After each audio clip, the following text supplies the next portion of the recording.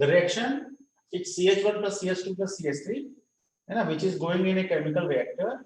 This is the given data. So it is given that concentration of C1 at time t equal to 0 is 50 grams. C2 is 25, C3 is 0. Three chemicals are there. These are the constants value. K1 constant is 0.025, K2 constant is 0.01. And the time interval is 0.1 minute. And you have to simulate the problem for 15 minutes. Right? So you have to make a chart in this way. So first you will take the time over here. This is the time. So at t equal to 0, then t equal to 0.1, because delta t is 0.1 minute. So next time will be 0.1 minute, then 0.2 minute, 0.3 minute, 0.4 minute. Okay. And so on. So you have to simulate the problem for 15 minutes. So how many simulation run will be there? अंदाजा बताइए कितने run करने पड़ेंगे आपको simulation run? How many columns you want? कितने columns की जरूरत पड़ेगी आपको? 0.1, 0.2, 0.3, 0.4. तो in 10 times it will be 1 minute. 1 minute होने तक आपको 10 कॉलम चाहिए. 0.1, 0.2, 0.3, 0.4, 0.5, 0.6, 0.7, 0.8, 0.9, then 1. 10 columns. Now the problem involves 15 minutes. So 15 into 10 is 150 simulations. 150 simulations run, or you need 150 columns. T equal to 0 को छोड़कर आपको 150 कॉलम और चाहिए. ठीक है, इतनी बड़ी प्रॉब्लम है. So this long problem can only be possible. First, you understand the logic of calculation. So we will do manual calculation for 3-4 steps. To understand the logic, and after understanding the logic, it will be very easy to convert this logic into a computer simulation. Correct? And that you can perform in the lab class of your own. So we will do some 3-4 steps calculation. So at t equal to 0, and here I am writing the chemical. So this is my table. So chemical C1, then C2, then C3. Initial at t equal to 0, the values are given 50, 25, 0. So it is 50, 25, 0. This is the initial. Now you have to calculate at time t equal to 0.1. तो कैसे calculate करोगे जरा बताओ? आपका formula क्या है? C1 t plus delta t is given by C1t plus dt1 by dt into delta t. ये formula है आपका. और dt1 by dt is given by k2 c3 minus k1 c1 c2. अभी मैंने लास्ट क्लास में ये फॉर्मूले discuss किए हैं आपको. सर ये dc1 होगा ना सर? कौन सा? हाँ, yes, it is dc1 for the chemical C1. Yes, dc1 by dt is k2 c3 minus k1 c1 c2. तो यदि मैं इस फॉर्मूले को dc1 by dt at time t, है ना, bracket t, then I can write k2 c3t minus k1 c1t c2t. ध्यान से समझिए. Same thing can be written as rate of change at time t equal to k2 into c3 at time t minus k1 into c1 at time t into c2 at time t. ठीक है? So this formula can be converted. I can write c1 t plus delta t equal to c1t plus k2 c3t. This dc1 by dt, I am in place of this, I am writing this value. So it is k2 c3t minus k1 c1t into c2t whole bracket closed multiplied by delta t. ये line समझ में आ गई? इन दोनों को combine करके अब एक equation बना दिया, ठीक है? This is equation 1, let this is, or you can say this is equation A, this is equation B, A and B both combined, so I have equation number 1. This equation is clear? Okay. Now initial time is 0. In our question t equal to initial time is 0.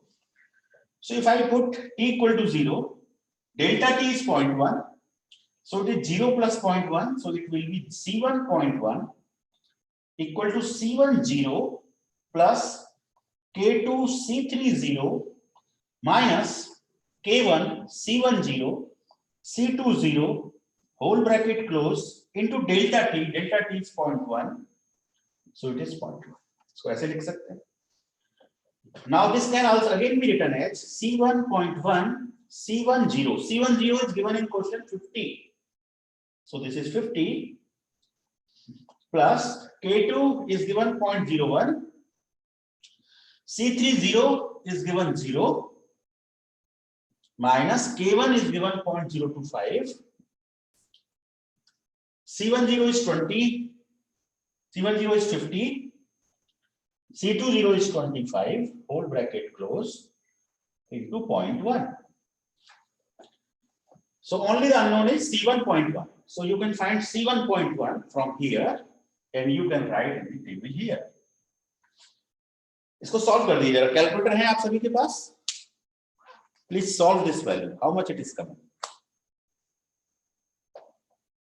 Solve करिए. Calculator उठाइए, solve करिए. So this term will be 0. So this is multiplication of these three. So 0.025 into 50 into 25 is this much into 0.1. Sir, 46.875. Yes. So it is 50 minus 3.125. Yes, sir. 50 minus 3.125. So it is 46. 875.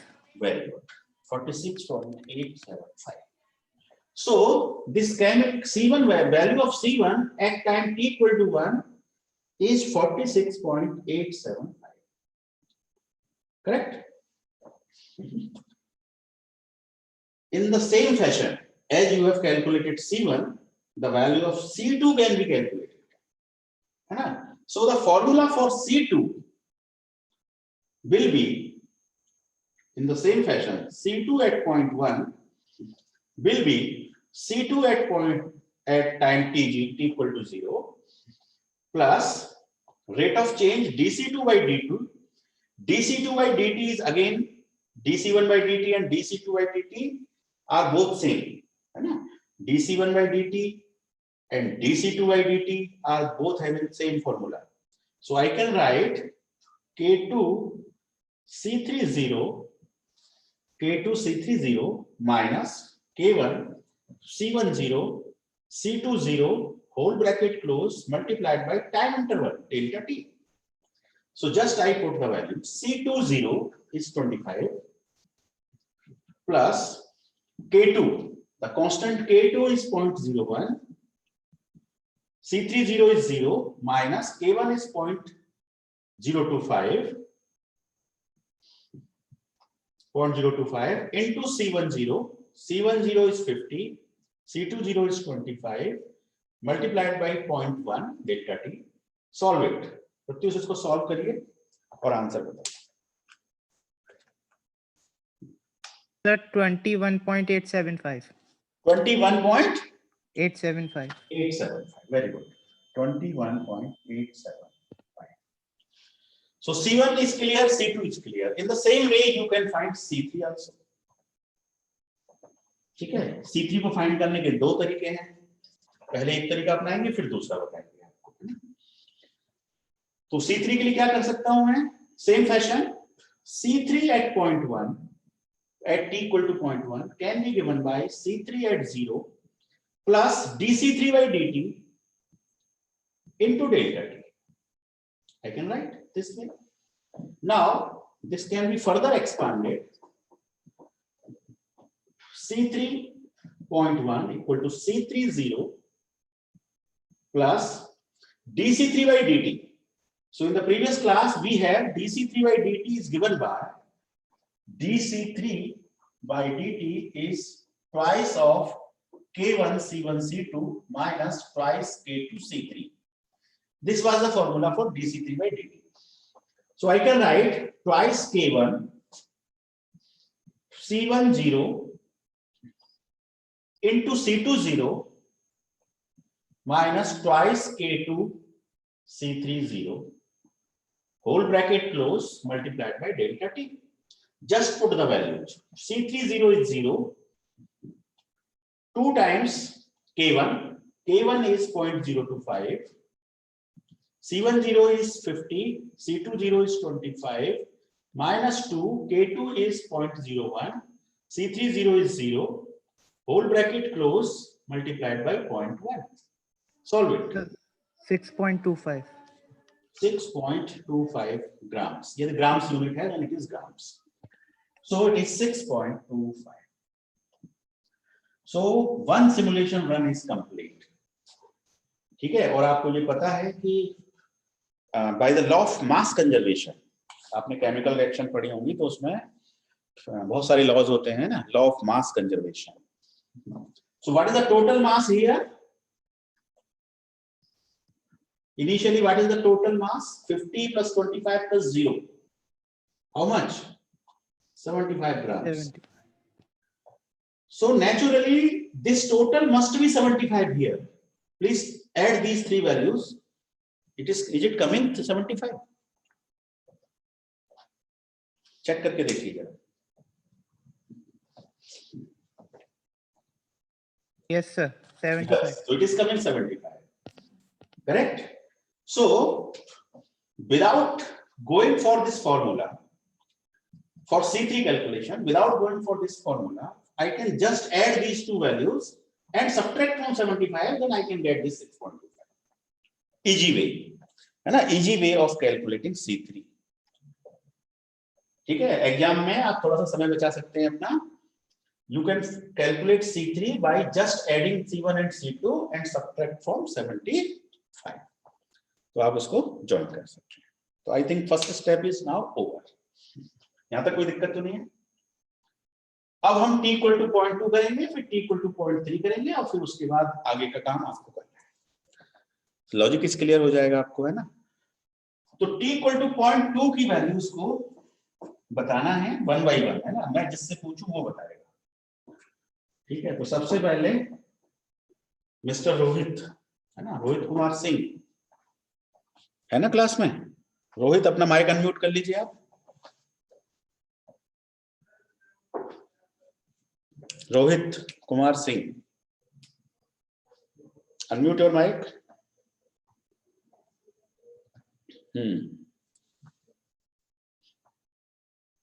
Response नहीं आ रहा है Rohit. Yes sir. हाँ, जैसे ही बोला जाए वैसे ही mic on कर लिया करिए, है ना? Okay sir. अब आपको ये बताना है कि आपको ये वैल्यू और ये वैल्यू आप कैसे फाइंड करेंगे. तो नाउ यू नीड 0.2 वैल्यू. तो you will write C1 at 0.2 will be given by C1 at 0.1. The value at the time t equal to 0.2 will be the previous value. So for here the previous value is this one. For here the previous value is this one.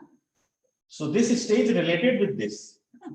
So C1.1 plus dC1 by dt into delta t. Correct? इस तरह से लिख सकते हैं. अब dC1 by dt आपको पता है, यहां लिख देते हैं dC1 by dt, dC2 by dt both are same. So it is K2 C3 minus K1 C1 C2. ठीक है, तो dC1 by dt can be written as K2 C3 at 0.1. Now the reference is 0.1. Everywhere you will find 0.1. For calculating the values at 0.2, the reference will be taken 0.1. Correct? For calculating value at 0.1, the reference was point t equal to 0. And so on. So it will be K2 C3.1 minus K1 C1.1 into C2.1 whole bracket close multiplied by delta T, that is 0.1. Delta T is again 0.1. Delta T is always 0.1. And change in time always 0.1.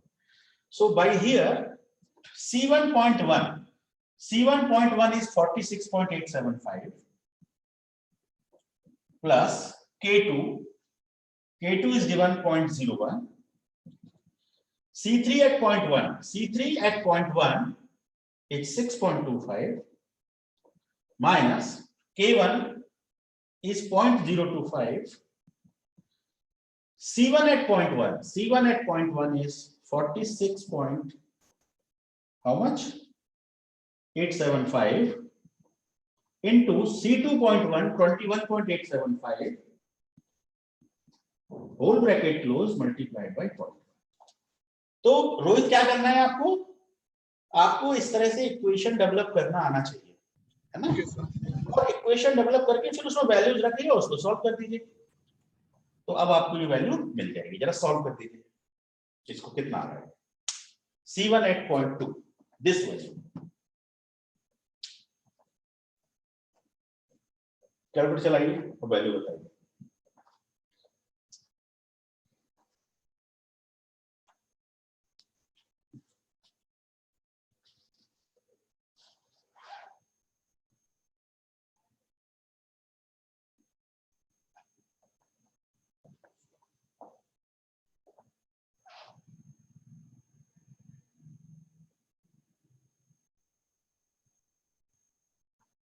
सब जरा आपने अपने calculator दिखा दीजिए camera on करके। 21.302 21.302 फिर से करिए, इतना ज्यादा नहीं चेंज होना चाहिए। 44.85 आ रहा है। कितना? 44.855। हाँ ये हो सकता है, 44 हो सकता है ना। 44 पॉइंट जो भी आ रहा है बताइए। 44 पॉइंट मेरा आ रहा है 44.317। तो 317 इज राइट, है ना? मेरे पास भी यही है 44.317। तो देखो 317 और मान लीजिए थोड़ा बहुत डिफरेंस होगा 0.2 0.3, तो वो तो समझ में आता है ना? कहीं पे आप मान लो थोड़ी बहुत हो गई, कुछ हो गई, है ना? 46.875 को समटाइम्स किसी ने 46.88 ले लिया, थोड़ा बहुत फर्क आ सकता है। ज्यादा फर्क नहीं आएगा कि जैसे अभी कोई 21 बता रहा है ना, वैसा नहीं है। सर कैलकुलेशन गलत हो गई। कम से कम 3 डिजिट तक कैलकुलेशन करिए, है ना? 3 डिजिट तक कैलकुलेशन रखिए, 3 या 4 डिजिट तक, तो accuracy will be improved. So this answer is correct. 44.317 is right. ठीक है, 317 को आप चाहें तो 32 कर सकते हैं, आप 317 ही चलने दीजिए, no issue. So 44.317 is C1। Now Rohit समझ में आ गया ये C1 कैलकुलेट करना? Yes sir. गुड, ये समझ में आ गया है। तो फिर अब आपको यहाँ का फॉर्मूला आप बोलेंगे, I will write on the board. अब आपको बोलना है, चलिए बोलिए। Sir C2.2 very good, equal to C2.1 शाबाश। ब्रैकेट में ब्रैकेट में K2 C3.1 3.1 minus K1 C1.1 C2.1 शाबाश, bracket close into delta T. 0.1, delta T is 1। ठीक है, आप इसमें वैल्यूज पुट कर दो। तो C2 की वैल्यू कितनी है? देखो C2 0.1 पे 21.875 करेक्ट, प्लस K3 तो कुछ था ही नहीं, K2 था, सो इट इज K2, है ना? K2 is given 0.01, C3 6.25 minus K1 0.025, C1 46.875, C2 21.875 bracket close multiplied by 1. Solve it. चलेगी कैलकुलेटर।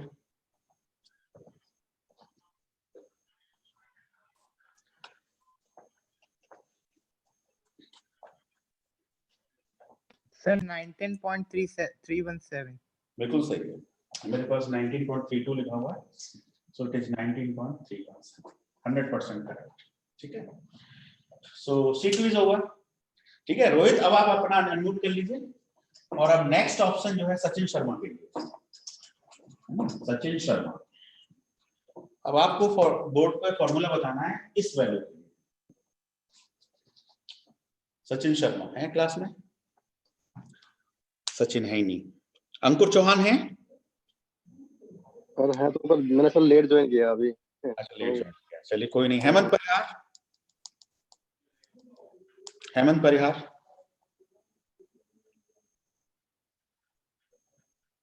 रिस्पॉन्स दीजिए हेमंत। देखो यदि आप रिस्पॉन्स देने में देर करेंगे और नहीं देंगे तो फिर ये आपकी क्रेडिट खराब होती है फैकल्टी के आगे, है ना। Be responsive. Hemant Parihar, Pratyush. Yes sir. चलिए आप बोलिए C3 के बारे में, आपको फॉर्मूला बोलना है। C3 C3 0.2 equal to is equal to C3 0.1 plus plus rate of change of C3। Yes तो सर। C3 का रेट ऑफ चेंज ये है, इसको सर दिख नहीं रहा है वो। ये दिख नहीं रहा है, चलिए कोई नहीं नहीं, सर। मैं इसको यहाँ लिख देता हूँ। dC3/dt is twice K1 C1 yes twice। 2K2 C3। अब तो दिख रहा है? Yes sir. बोलिए। Yes, sir 2K1 K1 into C1.1 हाँ C2.1 बस minus 2 हाँ into K2 हाँ C3.1 bracket close bracket close into 0.1 delta T। delta T। Yes ठीक है, अब वैल्यूज पुट कर दो। तो बताइए ये वैल्यू क्या है क्वेश्चन में? C3.1 सर 6.25 यस, बोलते जाइए। plus 2 into हाँ K1 K1.025 yes into into C1.1 हाँ 46.875 यस 46.875 इनटू C2.2 0.1 21.875 शाबाश 875 माइनस minus 2 into K2 की वैल्यू है 0.01 yes very good into C3.1 की वैल्यू है 6.25 शाबाश whole bracket close multiply with delta T 0.1 delta T is always positive. Okay, yeah, just solve it by calculating.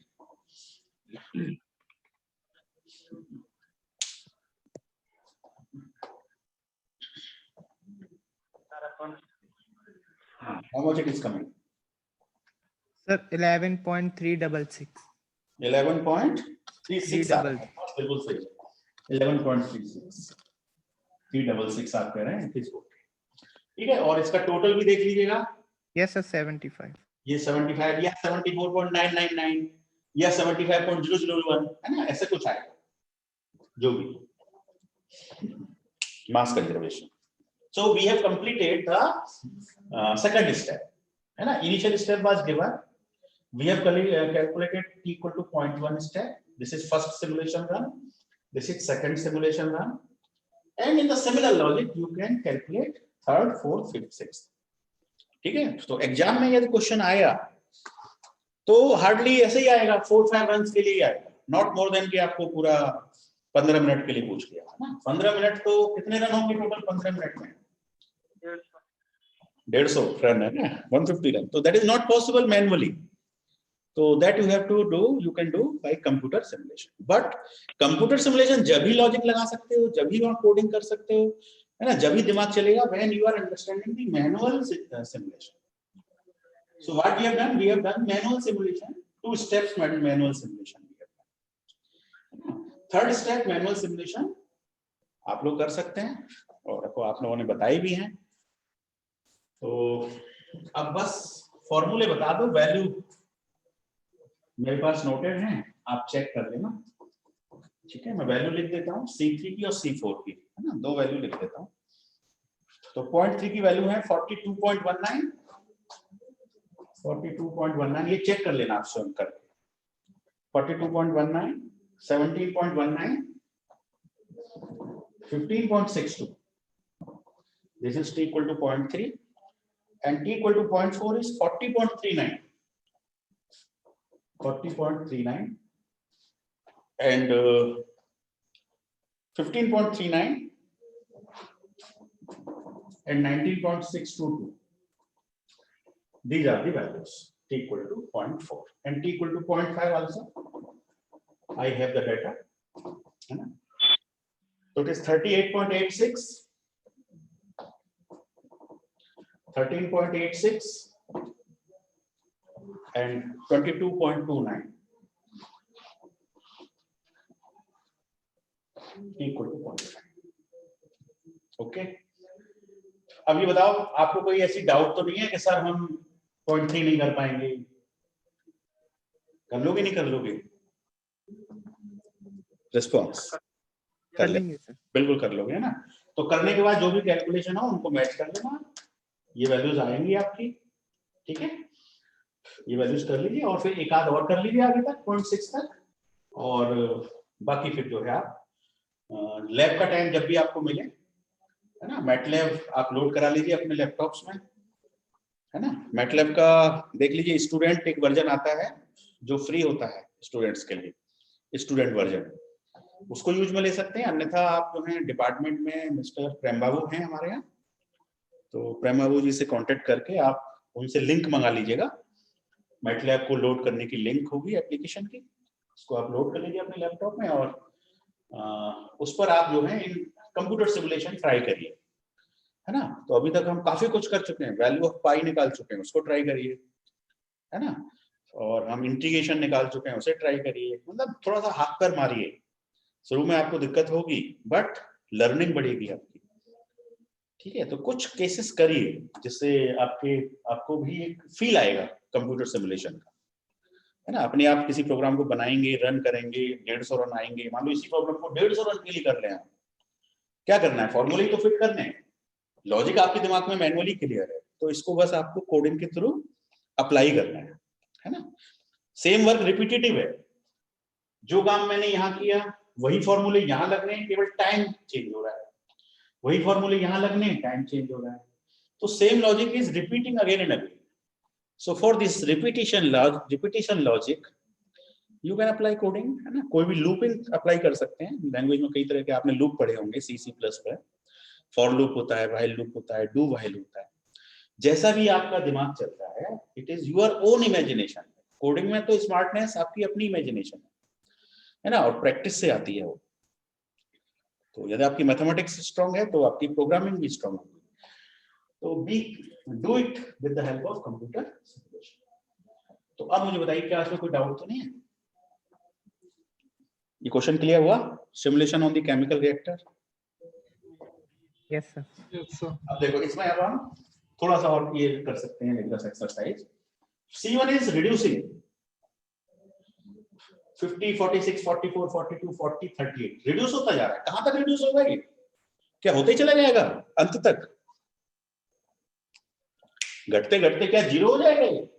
नहीं sir, वही तो एक point आएगा जब C3 की वैल्यू कम हो जाएगी। हाँ, C2 is again reducing, C3 is increasing, ठीक है? तो इन दोनों की रिएक्शन से आपको कुछ आज आप ग्राफ भी प्लॉट कर सकते हैं आप मैटलैब में। यदि आप ग्राफ प्लॉट करेंगे तो C1 का जो कंसंट्रेशन है वो अभी इनिशियली कितना है 50, तो 50 से ये रिड्यूस होता चला जाएगा, है ना? कुछ ऐसे रिड्यूस हो गया। उसकी वैल्यू कितनी है 25, तो ये 25 से रिड्यूस होगा। ये CH1, ये CH2 सेकंड केमिकल। थर्ड वाले की इनिशियल वैल्यू क्या है 0, तो यहां से शुरू होगा, 0 से इसका ग्राफ बढ़ता चला जाएगा, ठीक है? तो एक पॉइंट ऐसा आएगा जब इनके कंसंट्रेशन मिक्सर के अंदर कांस्टेंट हो जाएंगे, ठीक है? मतलब जो रेट ऑफ फॉर्मेशन है और जो रेट ऑफ डिकम्पोजिशन है, they both must be equal. पता लगा जितना C1 C2 यूज होके C3 बन रहा है, उतना ही C3 डिकम्पोज भी हो रहा है, सेम वैल्यू। तो that is the steady state of that chemical reactor. Steady state. ठीक है, तो जब आप अभी आपको स्टडी स्टेट नजर ही नहीं आएगी, क्योंकि आपने केवल कितने स्टेप्स के लिए किया, 5 स्टेप्स के लिए। जब इस प्रॉब्लम को आप 15 मिनट के लिए करेंगे, 150 स्टेप के लिए करेंगे, तो बीच में कहीं ना कहीं स्टडी स्टेट होगी। Then you will be able to observe that steady state, and on the basis of that, you can take decisions. ठीक है, केमिकल रिएक्टर के लिए आप डिसीजंस ले सकते हैं, है ना। अब ये कांस्टेंट भी कहीं कहीं किसी मेथड से डिसाइड होते होंगे केमिकल रिएक्टर में, तो इनके डिसाइड करने के पीछे जो मेथड होगी उसको थोड़ा मॉडिफाई करके आप इन वैल्यूज को चेंज कर सकते हैं। इन वैल्यूज को चेंज करने से आप स्टडी स्टेट का पॉइंट चेंज कर सकते हैं, स्टडी स्टेट का पॉइंट चेंज कर सकते हैं। तो बहुत सारी प्रॉब्लम्स पे आप वर्क कर सकते हैं, सिमुलेशन की हेल्प से डिसीजंस ले सकते हैं, है ना। That's why simulation is very important in each and every type of study. तो केवल यही मत समझो कि बस यही करना है, गुणा भाग करनी है ना। प्रॉब्लम की नेचर देखो, क्या हो रहा है, स्टडी स्टेट कहाँ आ रही है ना, क्या हम अचीव कर रहे हैं, थोड़ा सा उसको वैसे एनालाइज करना भी आपको आना चाहिए। ठीक है, तो अब आपको क्या करना है, आपको इसकी स्टडी स्टेट वाला पॉइंट ढूंढना है, और जैसे ही आपको मिल जाए तो आप मुझे व्हाट्सएप कर दीजिएगा कि अब ये पॉइंट ऐसा है कि अब इनकी वैल्यू चेंज नहीं हो रही है। मतलब करते करते एक पॉइंट ऐसा आएगा कि उस पॉइंट में C1, C2, C3, C4, तो पता लगा C1 की वैल्यू जो भी है, मान लो x आई, इसकी वैल्यू y आ गई, इसकी वैल्यू z आ गई, मान लीजिए। तो ये मान लो टाइम किसी पर्टिकुलर टाइम पे है, सपोज मान लेते हैं 11 मिनट, तो 11.1 मिनट पे भी ये वैल्यू x y z ही रहने वाली है, 11.2 मिनट पर भी ये x y z ही रहेंगी, टाइम के according it will not change. So steady state point is 11 minute.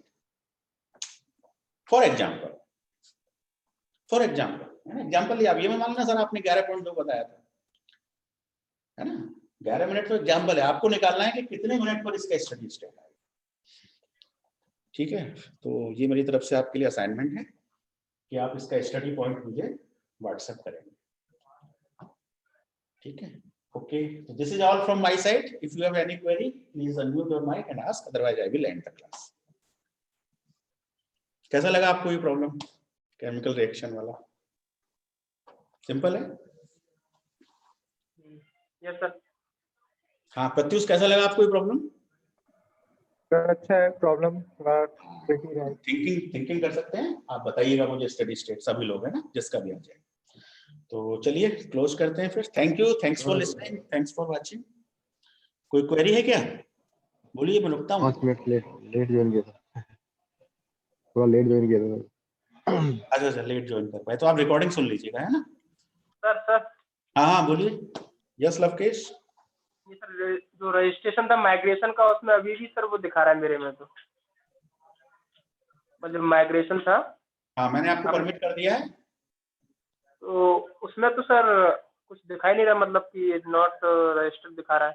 चलो वो तो मिल गया, अटेंडेंस तो दिखा रहा है अब। नहीं अटेंडेंस तो दिखाएगा, आपको परमिशन दी गई है कितने नवंबर तक? 30 नवंबर तक। तो 30 नवंबर तक आप माइग्रेशन सबमिट कर दीजिएगा। ठीक है, यदि आप 30 नवंबर तक नहीं करेंगे तो फिर आपकी अटेंडेंस फिर से सिस्टम गड़बड़ा देगा, है ना, दिक्कत आएगी आपको। तो आपको 30 नवंबर तक परमिशन मिली हुई है ना, वहां लिखा आ रहा है परमिटेड अप टू 30 नवंबर। आप अपने रजिस्ट्रेशन फॉर्म में जाके देखेंगे तो आपको मिलेगा। Okay okay sir, thank you. चलिए ठीक, थैंक यू। हाँ बोलिए। यस सर वो आपको व्हाट्सएप पे क्या भेजना है, मैं सुन नहीं पाया था सर। व्हाट्सएप पे आपको ये भेजना है कि what is the study point. Okay sir. है ना, कितने मिनट पे आपको स्टडी पॉइंट मिला, और वो आपके लिए मैनुअली करना काफी कठिन होगा। So for that you can take help of either, मतलब किसी भी मैटलैब की हेल्प ले लेना, या आपको यदि सी में हाथ साफ हो तो सी की कर लेना, यदि कुछ भी नहीं हो तो एक्सेल में कर लेना। कुछ भी नहीं है तो कहाँ कर सकते हो, you can do this work in Excel. Excel में भी बहुत अच्छी कैलकुलेशन होती है। तो ये सारी कैलकुलेशन आपकी एक्सेल में यदि आप फॉर्मूले वगैरह फिट कर देंगे तो देन ये सब आपका फटाफट हो जाएगा। तो उससे आपको फिर स्टडी स्टेट पॉइंट जल्दी नजर आ जाएगा। तो एक्सेल की कैलकुलेशन करके आप मुझे व्हाट्सएप कर दीजिए, तो उसमें स्टडी पॉइंट को हाईलाइट कर देना कि this is the study point. I think clear, Pratyush? Yes, sir, clear. Okay. Thank you.